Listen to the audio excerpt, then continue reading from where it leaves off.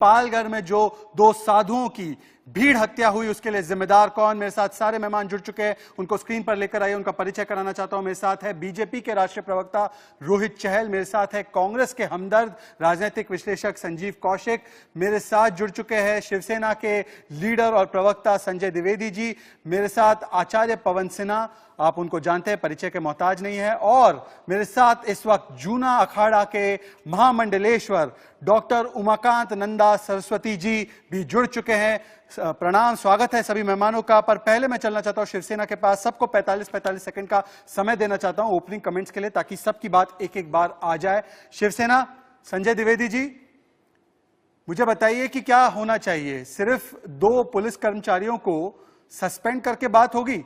मुझे लगता है कम से कम सीबीआई की जांच की मांग होनी चाहिए, कम से कम गृह मंत्री का इस्तीफा लिया जाना चाहिए। यह पुलिस स्पॉन्सर्ड मॉब लिंचिंग 2 साधुओं की हुई, उद्धव ठाकरे जी कहते हैं अफवाहों की वजह से हुई, पुलिस को क्लीन चिट। शहजाद जी, ये मैं बात कहना चाहूंगा आपसे कि देखिए जो हत्याएं हुई हैं वो दुर्भाग्यपूर्ण है। इससे पूरा देश स्तब्ध है और ये आश्चर्यजनक घटना है कि ऐसा नहीं होना चाहिए था। लेकिन आप ये भी देखिए, आज हमारे उसमें जो है 101 हमारे गिरफ्तार भी किए गए हैं, जो भी दोषी वहां पे थे, इसमें 9 नाबालिग हैं, वो गिरफ्तार भी किए गए हैं और आईजी खोखड़ को इसकी जांच दे दी गई है। अगर सीबीआई से कराने की संजय द्विवेदी, सीबीआई से भी जांच हो जाएगी, संजय द्विवेदी, लेकिन माननीय संजय द्विवेदी, उद्धव ठाकरे ने स्पष्ट कहा संजय द्विवेदी, एक सेकंड, जो भी इन्वॉल्व है, चाहे पुलिस की ढील हो, चाहे संजय द्विवेदी, जिन्होंने हत्या की है, कोई बख्शा नहीं जाएगा। संजय द्विवेदी, तो आज, लेकिन आज संजय द्विवेदी जी आपसे कि आज के समय में जब कोरोना वायरस 17,000 से ऊपर हमारे मरीज ऊपर पहुंच चुके हैं, आज पुलिस संजय द्विवेदी, जानबूझकर ना सुनी मत करो मेरी बात को। मैं आपसे पूछ रहा हूं, जिस पुलिस ने विजुअल बताइए कैसे वो 70 साल का बुजुर्ग व्यक्ति गुहार लगा रहा था, पुलिस का हाथ पकड़ रहा था एक छोटे बच्चे की तरह कि मुझे बचाओ, उस पुलिस पे मैं भरोसा क्यों करूं? आज सीबीआई की मांग एक मिनिमम होनी चाहिए। मेरे साथ स्वामी जी जुड़ चुके हैं, महामंडलेश्वर है जूना अखाड़ा के। देखिए ये तस्वीरें देखिए महामंडलेश्वर जी, क्या आपको लगता है कि एक जांच से पुलिस ही ये जांच करेगी, महाराष्ट्र की पुलिस ये जांच करेगी, 2 लोगों को सस्पेंड कर दिया गया है, क्या इससे बात बन पाएगी? क्या जूना अखाड़ा इस बात को मानेगा, या जूना अखाड़ा ने जो चेतावनी दी है कि अगर महाराष्ट्र सरकार इस पे कार्रवाई नहीं करती है तो उन्हें कदम उठाने पड़ेंगे? मैं आपसे पूछना चाहता हूं, जूना अखाड़ा संतुष्ट है क्या इस कार्रवाई से जो उद्धव ठाकरे जी का बयान आया है? वीडियो रात में हमारे पास भी मिला, देखकर बहुत दुख हुआ जी। और जिस ढंग से एक संत तड़प रहे हैं और पुलिस खड़ी है, पुलिस गली से लाकर सामने छोड़ देती है। और जूना अखाड़ा ये वो अखाड़ा है जो हमेशा संस्कृति और धर्म के लिए, मानवता के लिए लड़ता रहा है, ये स्वयं सेनानी है। अगर सरकार इस पे कड़े कदम नहीं उठाती है, इसमें सीबीआई जांच नहीं कराती है, तो अखाड़ा फिर एक्शन लेगा। अभी अखाड़े को लोगों ने केवल मेले में स्नान करते हुए देखा है, अभी उसका ठीक से रूप नहीं देखा है। ये मानवता को शर्मसार करने वाली घटना है। और इसमें हंसकर ये उपदेश दे देना कि 100 लोगों को गिरफ्तार कर लिया गया, हुआ कैसे? और वहां की पुलिस जो वीडियो में दिखाई दे रहा है, एक बुजुर्ग साधु जो समाज में अपने जीवन का त्याग करके घर बार छोड़ के सेवा के लिए लगता है, उसकी रक्षा पुलिस नहीं कर सकती है तो कौन करेगी? आज संतों की जब जीवन की सुरक्षा नहीं है तो आम आदमी कैसे भरोसा करेगी इस पुलिस पे? संजय द्विवेदी, मैं आपके पास फिर से इसलिए आ रहा हूं क्योंकि मेरे पास जूना अखाड़ा के महामंडलेश्वर जी पैनल पर यह मांग कर रहे हैं कि सीबीआई की मांग की जांच हो। सीबीआई की जांच होगी, यस और नो? सिर्फ एक लाइन का मुझे उत्तर चाहिए, सीबीआई की जांच आप करवाएंगे या नहीं करवाएंगे? संजय द्विवेदी, इधर उधर की बात नहीं। 101 लोग गिरफ्तार हुए हैं और सीबीआई की जांच होनी नहीं होनी है, ये आप सीबीआई की जांच होगी नहीं होगी? संजय द्विवेदी, हाँ या ना? सही जांच नहीं हुई है, मैं बता दूं आपसे शहजाद जी, बहस की कोई विषय नहीं है। ये इतना दुर्भाग्यपूर्ण कदम जूना अखाड़ा की मांग है सीबीआई की जांच हो। महामंडलेश्वर जी कह रहे हैं कि मुझे सीबीआई की जांच पर ही विश्वास है, आप सीबीआई की जांच क्यों नहीं करवा सकते? क्या छिपाना है, किसको बचाना है? रोहित चहल, किसको बचाना चाहते हैं ये लोग? क्या दबाव था पुलिस पर इसीलिए कार्रवाई नहीं हुई समय पर? रोहित चहल, इंटू द डिबेट। मुख्यमंत्री जी ने कहा भी इसमें है कि हम वो भी करा देंगे। रोहित चहल, इसमें उनका निष्पक्ष जांच होगी और कड़ी से कड़ी सीबीआई की जांच से क्यों भाग रही है शिवसेना? मुख्यमंत्री जी रोहित चहल, ने स्पष्ट घोषणा की है। रोहित चहल, आप देखिए, उन्होंने स्पष्ट घोषणा की है कड़ी से कड़ी सजा जिन्होंने घटना घटित ये सब बातों से कुछ नहीं होने जा रहा है। रोहित चहल डिबेट में आइए, सीबीआई की जांच से क्यों भाग रही है शिवसेना? क्या पुलिस पर उन्होंने दबाव बनाया था क्या? हेलो जी बोलिए रोहित जी। हेलो शहजाद भाई। जी बोलिए रोहित। तक मेरी आवाज आ रही है? यस, आ रही है, आप बात रखिए अपनी। सीबीआई की जांच से क्यों भाग रही है शिवसेना? शिवसेना आज शेर की तरह गुर्रा नहीं रही है, भीगी बिल्ली की तरह भाग रही है सीबीआई जांच से, क्यों? शहजाद भाई सुन लीजिए, आप सुन लीजिए। देखिए शहजाद भाई, सबसे पहले तो मैं जो वहां पे साधु संतों की जिनकी हत्या की गई है, जिनकी वहां कल जो शहीद हुए हैं परसों, मैं उनको हाथ जोड़ के सबसे पहले नमन करना चाहूंगा। भगवान उनकी आत्मा को अपने श्री चरणों में स्थान दे। मैं क्योंकि मेरा रात भर, मैं कल जब वो वीडियो देखा तो मुझे रात भर नींद नहीं आई सीरियसली। मतलब कहते हैं ना, पूरी रात मुझे वो पीड़ा समझ मतलब क्या किससे गुजरे होंगे वो लोग। वो आपने सही कहा, एक बच्चे की तरह उस पुलिस का हाथ पकड़ रखा था। लेकिन दुर्भाग्यपूर्ण घटना तो है ही है और गुस्सा भी पूरे देश के अंदर है। लेकिन विषय यहाँ पर यह है कि पहले भी अफवाहें होती थी, पहले अफवाह का धर्म होता था, अफवाह धर्म के नजरिए देखी जाती है, पूरे देश को कम्युनल बना दिया जाता था। आज अफवाह तो है सेकुलर हो गई है शहजाद भाई। और आज देश तो छोड़िए, एक राज्य पर भी सवाल नहीं उठाया जा रहा है। आज कोई अगर यही घटना किसी और राज्य में हो जाती तो आज जितने भी कम्युनिस्ट थे, जितने भी लिबरल थे, सेकुलर थे, वो आज चूड़ियां तोड़ देते और इतनी चूड़ियां टूटने की आवाजें आती कि शायद कोरोना वायरस भी मर जाता। इतना दुर्भाग्यपूर्ण है। और उद्धव ठाकरे जी को ट्वीट करते करते उनको इसके ऊपर 2 दिन लग गए, 24 घंटे से ज्यादा समय लग गया। इससे ज्यादा शर्म की क्या बात होगी? आज स्वर्ग में बैठे बाला साहब ठाकरे, कितना दुख हो रहा होगा, रो रहे होंगे। छत्रपति शिवाजी महाराज कितने दुखी होंगे। इसका जवाब ले लेते हैं। संजीव कौशिक, आचार्य जी मैं आपके पास आ रहा हूं। संजीव कौशिक, ठाकरे की नाक के नीचे। संजीव कौशिक, ये लिंचिंग सेक्युलर है क्या? सबसे महत्वपूर्ण विषय है। ठीक है रोहित, मैं आपके पास लौट कर आ रहा हूं। संजीव कौशिक, सबका एक कमेंट हो जाने दीजिए। संजीव कौशिक, क्या ये लिंचिंग सेक्युलर लिंचिंग है? जी शहजाद भाई। जी रोहित, आ रहा हूं मैं आपके पास, सबका शुरुआती कमेंट आ जाने दीजिए। संजीव कौशिक, तुरंत बताइए, क्या ये लिंचिंग सेक्युलर लिंचिंग है? वो आउटरीच फैक्ट्री कहां पर है? अवार्ड वापसी गैंग कहां पर है? मोमबत्ती ब्रिगेड कहां पर है? तख्ती गैंग किधर है? कहां पर है? आचार्य जी मैं आपके पास इसके बाद आ रहा हूं। शहजाद भाई, सबसे पहले ये बहुत ही शर्मनाक है कि 70 साल के बुजुर्ग संत की हत्या इस तरह से लाठी और डंडे से मार मार के कर दी जाती है। किन परिस्थितियों में उनको पकड़ा जाता है, किन परिस्थितियों में लाठी से मारी जाती है, या फिर पुलिस उस वक्त मुक्त दर्शक यदि बनी रहती है तो उसके पीछे का क्या कारण है, ये निश्चित रूप से इसकी जांच होनी चाहिए। मैं खुद राज्य सरकार से ये जांच होने की मांग कर रहा हूं। स्पष्ट रूप से इसमें कहीं कोई कंफ्यूजन नहीं होनी चाहिए। लेकिन दूसरी बात इसके साथ साथ यह भी ऐड कर ले कि जो रोहित चहल बैठ करके अभी लंबी लंबी बातें कर रहे थे, अब इसमें यह भी ऐड कर ले कि जो 2014 से आपने जो फसल नहीं, मैं उसमें नहीं जाना चाहता। आचार्य पवन सिन्हा, क्या इन लोगों की गलती सिर्फ इतनी है कि इनका नाम ना तबरेज था, ना इनका नाम पहलू खान था, ना इनका नाम अखलाक था?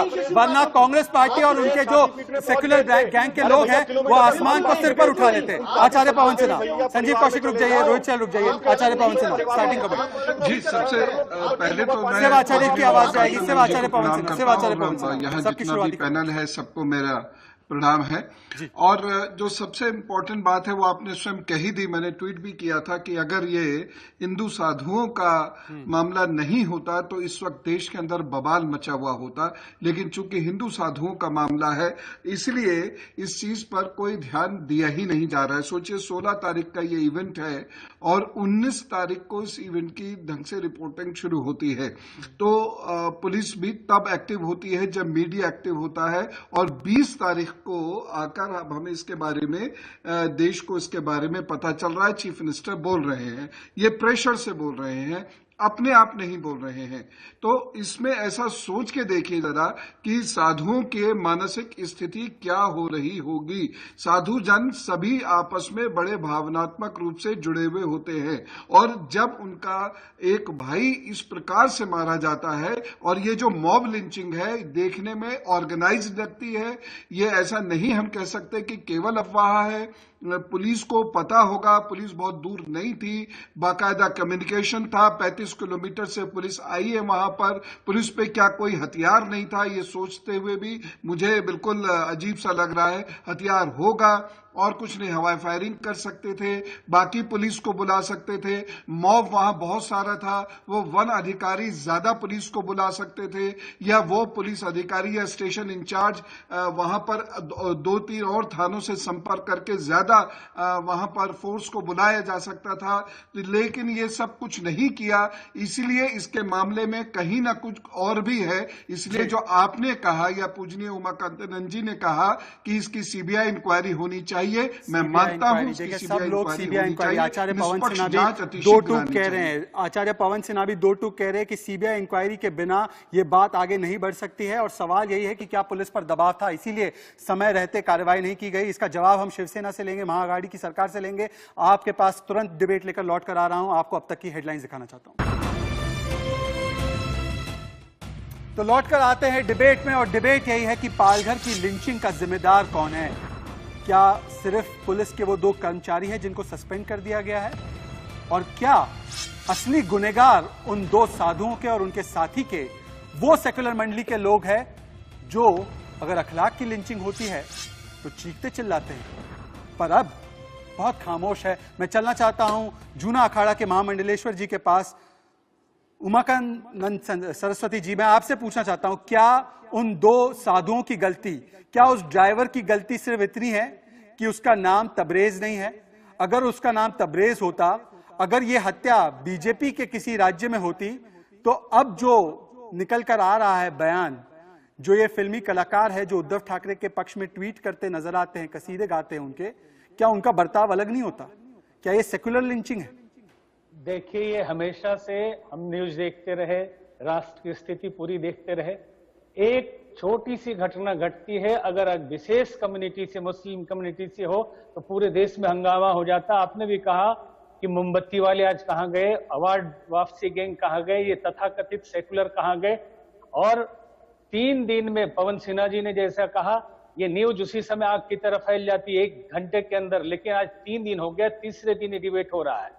और इसके पहले कल रात में जब हमारे पास भी लेट से वो वीडियो आया तो बहुत तकलीफ हुई, लेकिन एक न्यूज चैनल जो सबसे श्रेष्ठ चैनल माना जाता है इस देश का, उसने एक न्यूज दिखाया बड़ी छोटी सी कि 2 बुजुर्गों को भीड़ ने हत्या कर दी। और यही पहले अगर हुआ होता किसी दूसरे राज्य में, कांग्रेस शासित राज्य में, या किसी मुस्लिम कम्युनिटी की या किसी की हुई होती, तो कहा जाता कि संजीव कौशिक जवाब दीजिए इसका। संजीव कौशिक, ये खामोशी के पीछे राज क्या है? ये आपकी खामोशी के पीछे अथवा संप्रदाय सूचक शब्दों का प्रयोग किया गया है। आज किसी ने नहीं कहा उस समय, अब कह रहे हैं जवाब पढ़ने पर कि साधुओं की नृशंस हत्या की गई है। और इसमें जो बातें उठ के आ रही है जी, सरकार ने इस बात क्या यह सच नहीं है केवल बंद करने से नहीं होगा, ये सरकार की नाकामी है। और नपुंसक को पुलिस वाले क्या कर रहे थे, जो पवन सिन्हा जी ने कहा कि कम से कम हवाई संजीव कौशिक जवाब दीजिए। पुलिस वालों को बुला सकते थे, संजीव कौशिक पहले तो इज्जत से पेश आइए, वो महामंडलेश्वर है जूना अखाड़ा के।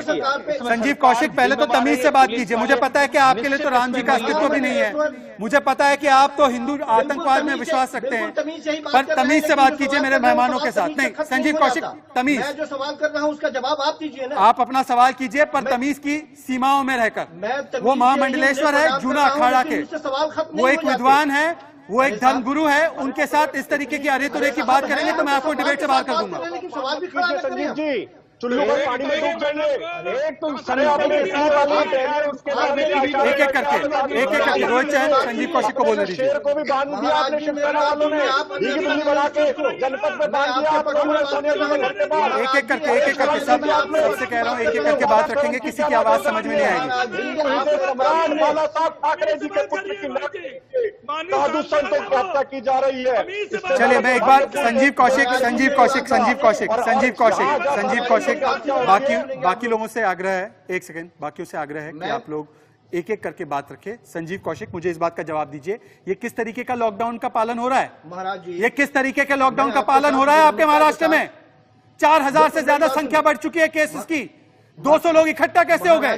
ये क्या साजिश थी? साथ आपसे मैं यह कहना चाह रहा था, मेरी बात को गलत दिशा में पहले इसका जवाब दीजिए कि लॉकडाउन के नाम पे ये मजाक क्या है? तो दीजिए कम से कम।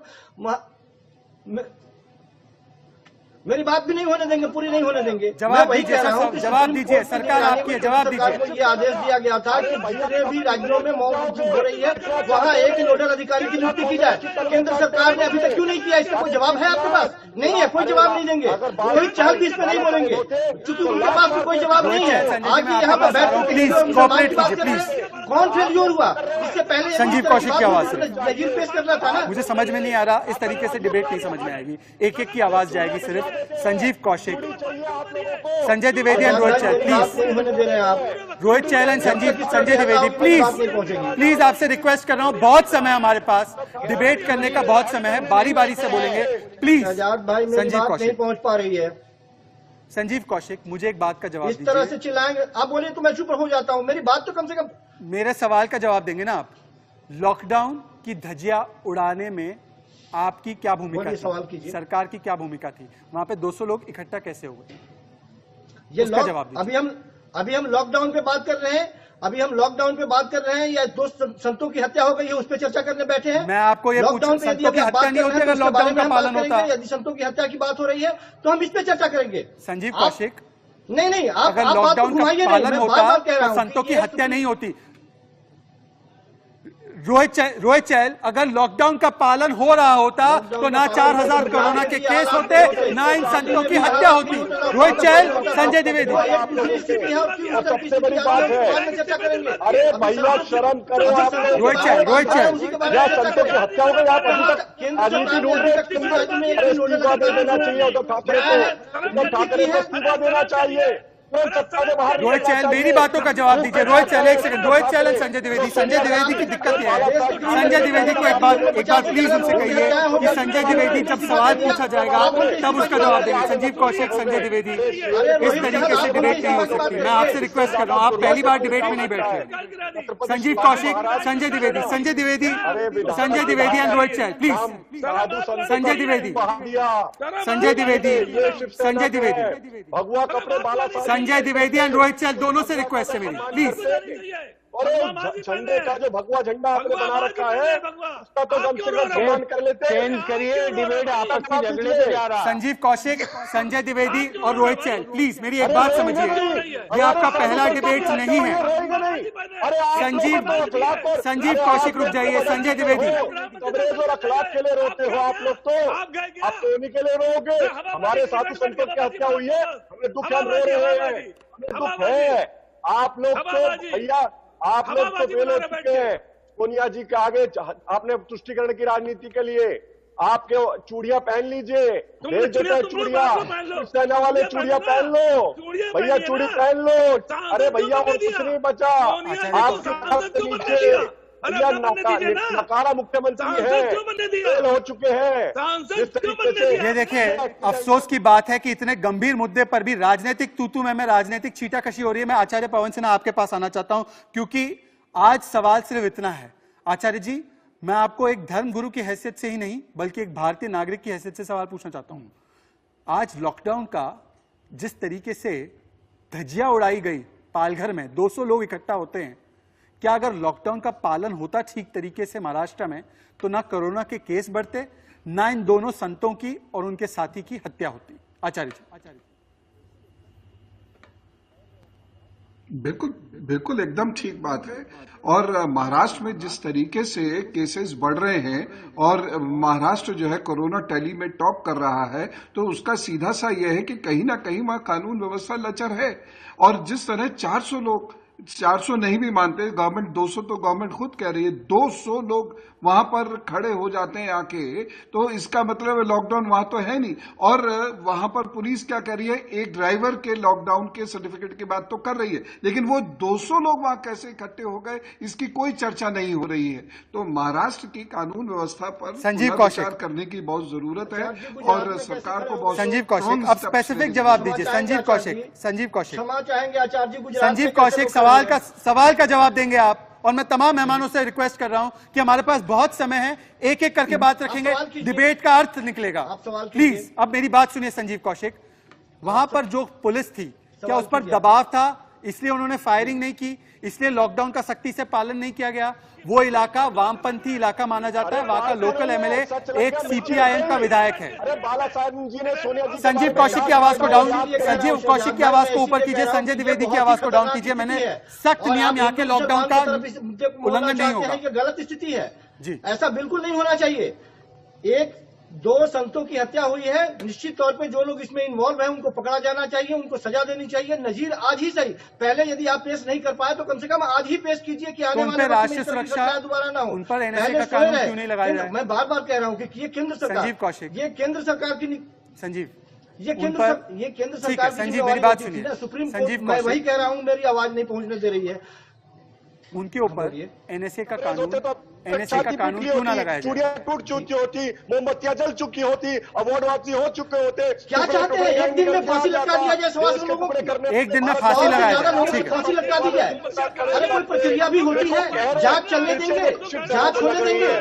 सरस्वती महाराज जी, किस वजह से? रोहित चहल, मैंने आपसे कहा है मैं आपके पास आऊंगा लौटकर, प्लीज मुझे मेरी डिबेट को कंडक्ट करने दीजिए। रोहित चहल, मैं आपसे रिक्वेस्ट कर रहा हूँ, प्लीज इस तरीके से किसी की आवाज नहीं जाएगी, सबकी आवाज डाउन कीजिए। सिर्फ जिसका नाम मैं ले रहा हूँ सिर्फ उसी की आवाज को थ्रू करेंगे आप। मैं पीसीआर से रिक्वेस्ट कर रहा हूँ, अगर मेरी डिबेट के लॉकडाउन को पालन नहीं करेंगे गेस्ट तो उनकी आवाज को बंद किया जाएगा। मैं जिस गेस्ट का नाम ले रहा हूं उसी की आवाज जाएगी। सरस्वती महाराज जी, यहां पर मैं इनसे पूछ रहा हूं कि लॉकडाउन का उल्लंघन क्यों हुआ? मैं कह रहा हूं इनसे कि एनएसए का कानून लगा दीजिए जिन्होंने इसका उल्लंघन किया, ताकि एक नजीर पेश हो जाए। पुलिस वालों पर अबेटमेंट ऑफ मर्डर लगा दीजिए, सीबीआई की जांच करवा दीजिए। तो संजीव कौशिक, कांग्रेस के समर्थक, कहते हैं कि एक दिन में फांसी दे दे। ये एक दिन में फांसी देने की बात है?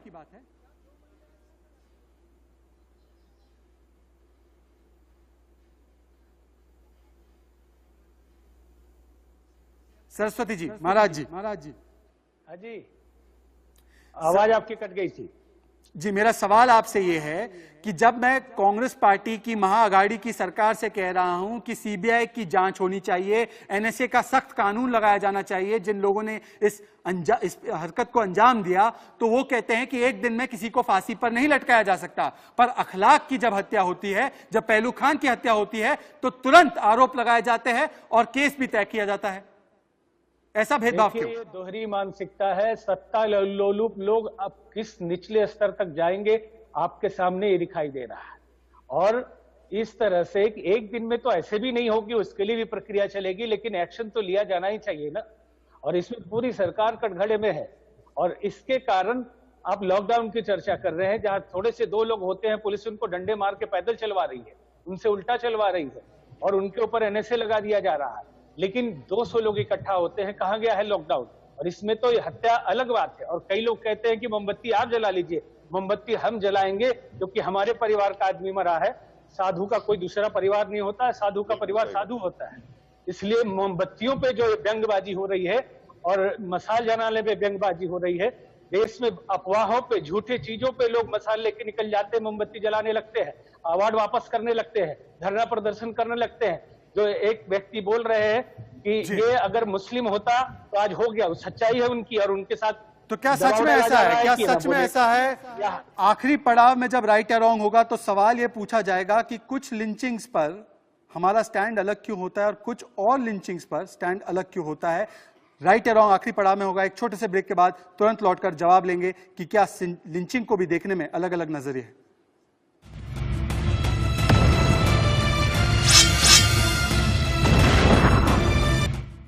तो आखिरी पड़ाव में है राइट या रॉन्ग, और हम चर्चा कर रहे हैं पालघर लिंचिंग की और इसके पीछे जिम्मेदार कौन है, और क्या लिंचिंग को भी देखने के दो नजरिए है, कोई सेक्युलर लिंचिंग है, कोई सांप्रदायिक लिंचिंग है। मैं चलना चाहता हूं सरस्वती महाराज जी आपके पास।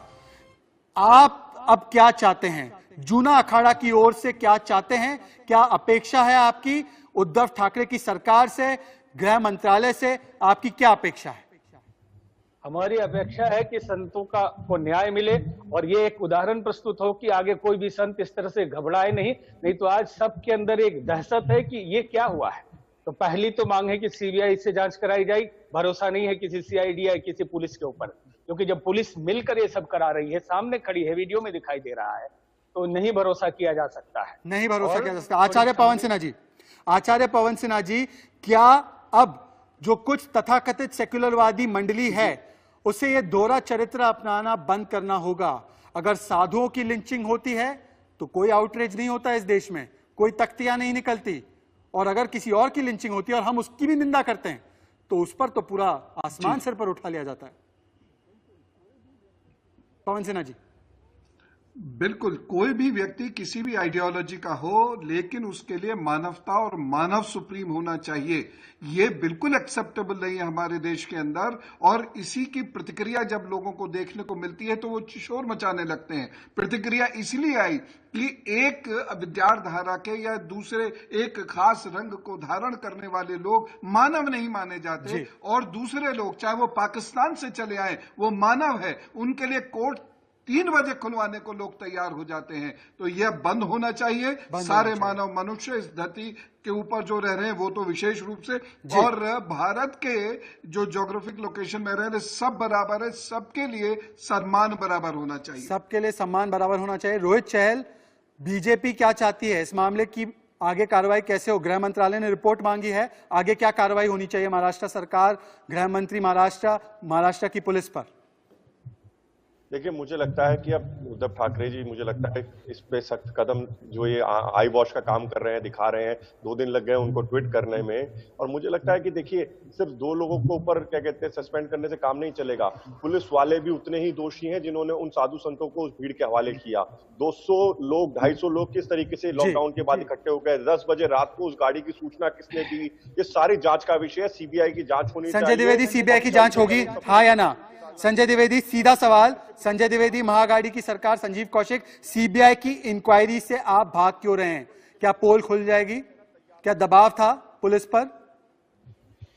शहजाद जी, मैं तो कहूंगा दुर्भाग्यपूर्ण घटना है, बिल्कुल सीबीआई जांच होनी चाहिए इसकी।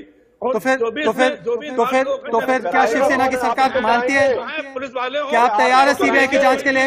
ये बड़ी खबर है, शिवसेना सीबीआई की जांच के लिए तैयार। मुझे लगता है इसको ब्रेक करना चाहिए। संजय द्विवेदी शिवसेना से कह रहे हैं कि शिवसेना की सरकार, उद्धव ठाकरे की सरकार सीबीआई जांच के लिए तैयार है। संजीव कौशिक, काम किया है, उनको सख्त सजा मिलनी चाहिए। ये कहाँ चले गए शहजाद भाई? कहाँ चले अरे मांग क्या करती है शहजाद भाई? कहाँ चले गए?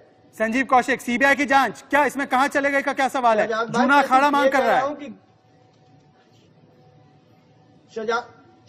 शहजाद भाई, मैं ये कह रहा हूं कि यदि पूर्व में जो गलत हुआ, गलत को गलत कहने की क्षमता और हिम्मत लोगों ने दिखाई होती तो आज का ये दृश्य नहीं दिखाई देता और आज ये गलत नहीं मतलब होता। अभी भी दोष किसी और का है, और अभी से ही गलत को गलत कहना शुरू करे, भविष्य के लिए बेहतर होगा। अभी भी दोष किसी और का है। आप ये कहना चाह रहे हैं कि जो 2 लोगों की हत्या की गई, 2 साधुओं की हत्या की गई, वो दोषी थे अपनी हत्या के लिए? अफसोस की बात है। चलिए, मैं तमाम मेहमानों का धन्यवाद करना चाहता हूं। मैं धन्यवाद करना चाहता हूं तमाम मेहमानों का। मुझे लगा कि आज महागाड़ी की सरकार बाल ठाकरे जी के, आदरणीय बाल ठाकरे जी, स्वर्गीय बाल ठाकरे जी के कदमों पर चलती और कहती कि सीबीआई की जांच हम करवा देंगे, और पुलिस ने जो निर्लज्जता दिखाई है उसके ऊपर कार्रवाई करने के लिए अगर सीबीआई की जांच होनी चाहिए तो उसके लिए मान लेते। पर जाते जाते संजीव कौशिक, कांग्रेस पार्टी ने दोष उन 2 साधुओं पर भी डाल दिया।